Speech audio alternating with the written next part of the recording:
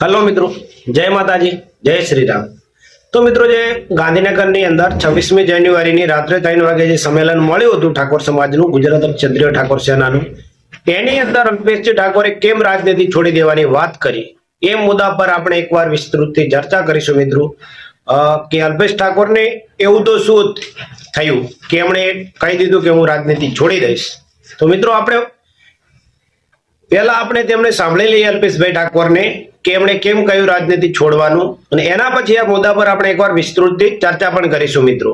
તો અલ્પેશ ઠાકોર રાજનીતિ છોડીને આहुति આપવા તૈયાર છે, આ કહી દઉં તમને। બોલો ભારત માતા की।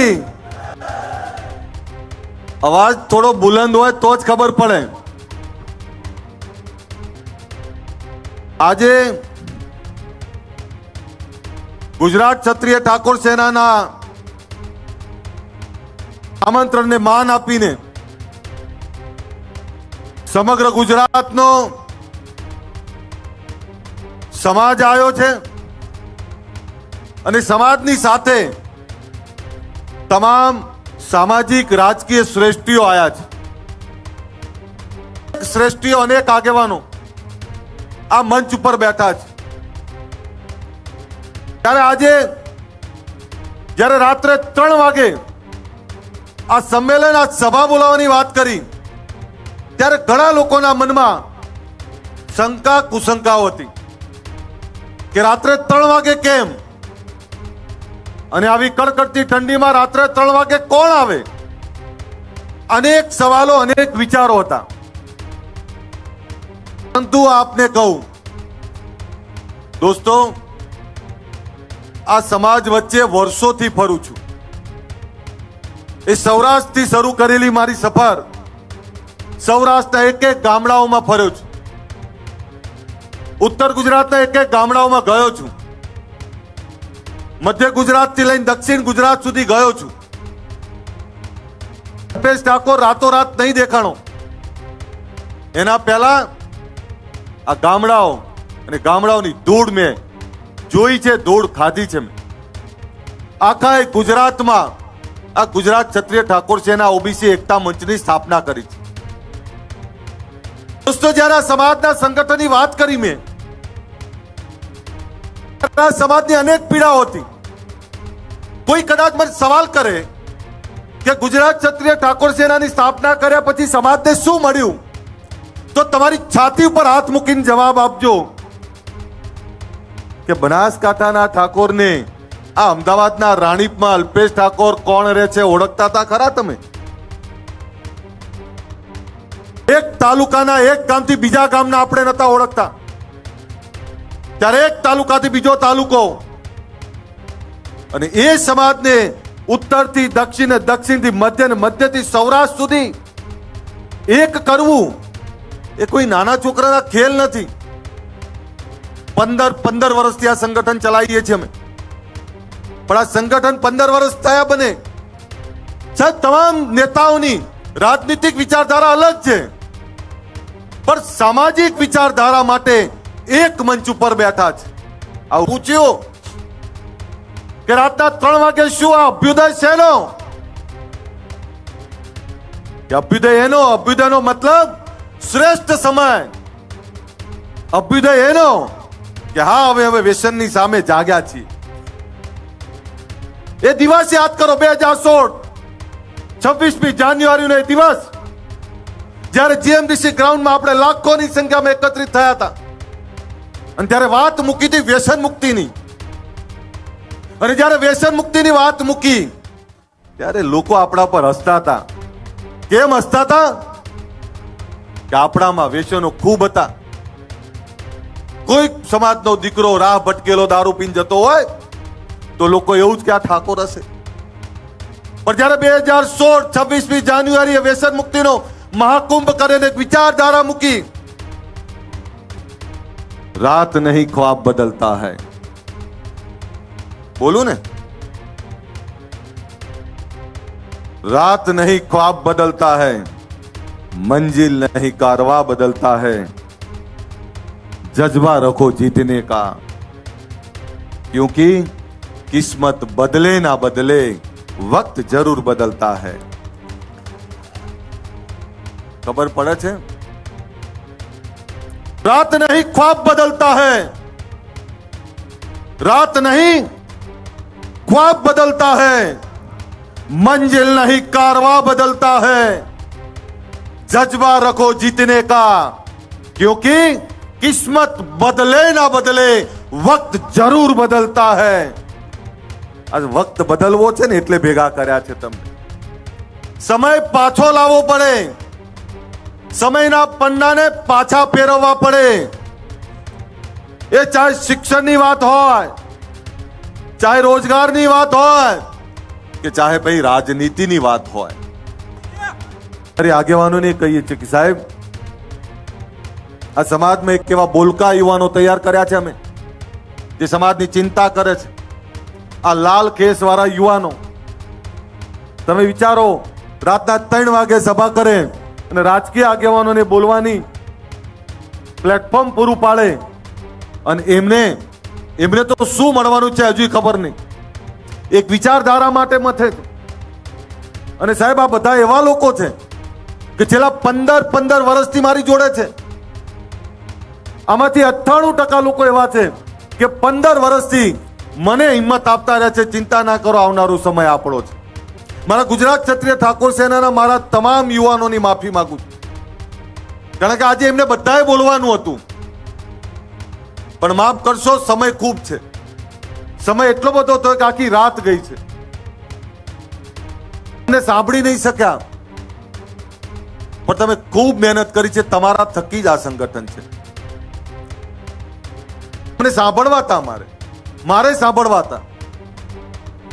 તમને ઘણીવાર કોઈ વસ્તુમાં ટોકું, રોકું, કદાચ કડક થવું, તમે ક્યારે મને સામે જવાબ નહીં આપ્યો. તમે હંમેશા મને એક વડીલની રીતે તમારી જોડે રાખ્યો. પોતાના ઘરનો મોભી હોય એ રીતે જ મને રાખ્યો છે. સાહેબ, અમારી ગુજરાત ક્ષત્રિય ઠાકોર સેના એ મારું હૃદય છે, મારો આત્મા છે. આ સમાજ મારો આત્મા છે.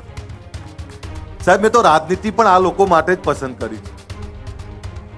અને એ કહી દઉં આપને, જે દિવસે મને એવું લાગશે કે હું રાજનીતિમાંથી તમને કંઈ નહીં આપી શકું, હસતા મોય નીકળી જઈશ, પણ તમારી વચ્ચે રહેવાનું પસંદ કરીશું. મને એવો મોહ નથી રાજનીતિનો કે જેનાથી હું તમને કંઈ આપી ના શકું.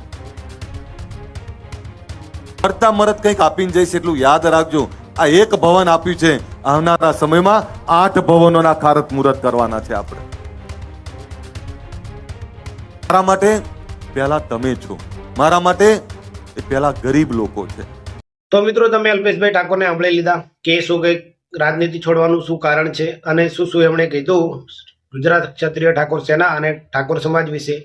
અને જો મિત્રો તમે મારી યુટ્યુબ ચેનલમાં નવા આવ્યા હો તો મારી યુટ્યુબ ચેનલને લાઇક, શેર અને સબસ્ક્રાઇબ કરી દેજો. એના કારણથી જો પણ હું વિડીયો નવા બનાવું એ તમને પણ મળતા રહે અને મિત્રો અમને પણ વિડીયો બનાવવાનો ઉત્સાહ વધે. મિત્રો તો મિત્રો, અલ્પેશભાઈ ઠાકોરે કહ્યું કે ગુજરાત ક્ષત્રિય ઠાકોર સેનાનું પ્રથમ કાર્ય હતું કે ગુજરાતની અંદર રહેતા દરેકે દરેક ઠાકોર સમાજના લોકોને એકબીજાથી જોડવાનું. એક ગામડેથી બીજા ગામડે, એક તાલુકેથી બીજા તાલુકે અને એક જિલ્લાથી બીજા જિલ્લાની અંદર તમામ ઠાકોર સમાજ એકબીજાને ઓળખે અને પોતાની એકબીજાની સાથે પરસ્પર રીતે જોડાય. અને ઉત્તર ગુજરાત હોય કે સૌરાષ્ટ્ર હોય, મધ્ય ગુજરાત હોય કે દક્ષિણ ગુજરાત હોય, પૂર્વથી પશ્ચિમ સુધી દરેકે દરેક ઠાકોર સમાજના એકબીજાને જોડાણ એમણે કર્યું. એમણે એ પણ કીધું કે બનાસકાંઠાનો ઠાકોર જે અમદાવાદની રાણીપની અંદર રહેતો અલ્પેશ ઠાકોર, એને એ ટાઈમે નહોતો ઓળખતો, પણ અત્યારે ગુજરાત ક્ષત્રિય ઠાકોર સેનાના લીધે દરેકે દરેક ગુજરાત ક્ષત્રિય ઠાકોર સેનાના લીધે કે દરેકે દરેક ઠાકોર એકબીજાને ઓળખે છે અને સંપૂર્ણ ગુજરાતની અંદર એકબીજાને ઓળખતા થયા છે. અને સૌથી મેન કાર્ય ગુજરાત ક્ષત્રિય ઠાકોર સેનાએ આ કર્યું હતું મિત્રો.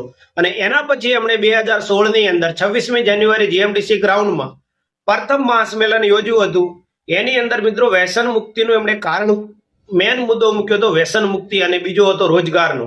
તો મિત્રો, જ્યારે 2016ની અંદર એના પહેલા ને એના પછી પણ કોઈ પણ આર્થિક રીતે માર્ગ ભટકેલો માણસ દારૂ પીને રસ્તા પર ક્યાંય પડ્યો હોય કે રસ્તા પર જતો હોય તો દરેકે સમાજ કે કોઈ પણ વ્યક્તિ એવું જ વિચારતું હતું કે આ ઠાકોર હશે. પણ અત્યારે મિત્રો જમાનો બદલાયો છે. ગુજરાત ક્ષત્રિય ઠાકોર સેનાના લીધે ઠાકોર સમાજની અંદર 95% વ્યસન મુક્ત ઠાકોરો છે અને તમારે બને ત્યાં સુધી સમાજની અંદર દારૂનું દૂષણ સંપૂર્ણપણે અત્યારે નાશ પામી રહ્યું છે મિત્રો. તો એમનું એક સૌથી સારામાં સારું એક કાર્ય હતું. અને બીજું એમણે કહ્યું કે ગુજરાત ક્ષત્રિય ઠાકોર સેનાના જે હોદ્દેદારો છે અને જે એમનું સંગઠન છે એ લગાતાર 15 વર્ષથી કાર્યરત છે અને એમણે એવું નથી વિચાર્યું કે અમને શું મળશે. એમણે એવું કંઈ પણ વિચાર્યાવાનું માત્ર ને માત્ર સમાજ અને ગુજરાત ક્ષત્રિય ઠાકોર સેનાના સંગઠનને કઈ રીતે વિકસિત કરવું અને એના થકી સમાજને કઈ રીતે આગળ લઈ જવું એ સૌથી મોટું કાર્ય હતું મિત્રો એમનું. અને એના પછી અભ્યુદય એટલે શું અને કેમ અભ્યુદયનો સમય 3 વાગે રાખવામાં આવ્યો એ દરેકે દરેક ચર્ચા કરી રહ્યા હતા. અને દરેકને એક જ વાત હતી કે અલ્પેશજી ઠાકોરે કેમ 3 વાગે સંગઠન બોલાવે છે ગુજરાત ક્ષત્રિય ઠાકોર સેનાએ.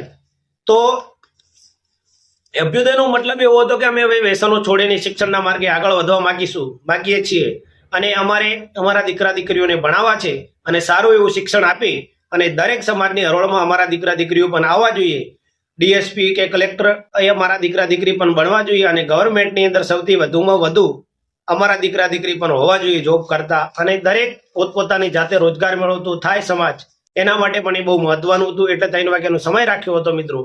અને એમણે ગુજરાત ક્ષત્રિય ઠાકોર સેનાના દરેક યુવાનોનો આભાર માન્યો કે યુવાનો 98% યુવાનો એમના જોડે 15 વર્ષથી એમની સાથે જ છે અને એમણે કોઈ પણ રાત દિવસ વિચાર્યા વગર સમાજને અને અલ્પેશભાઈ ઠાકોર અને રાજકીય નેતાઓને કઈ રીતે મંચ પૂરા પાડવા અને કઈ રીતે એમને બોલવા માટેનો સૌથી સારામાં સારી વ્યવસ્થા ઊભી કરવી એના માટે રાત દિવસ સતત પ્રયત્ન કર્યા છે.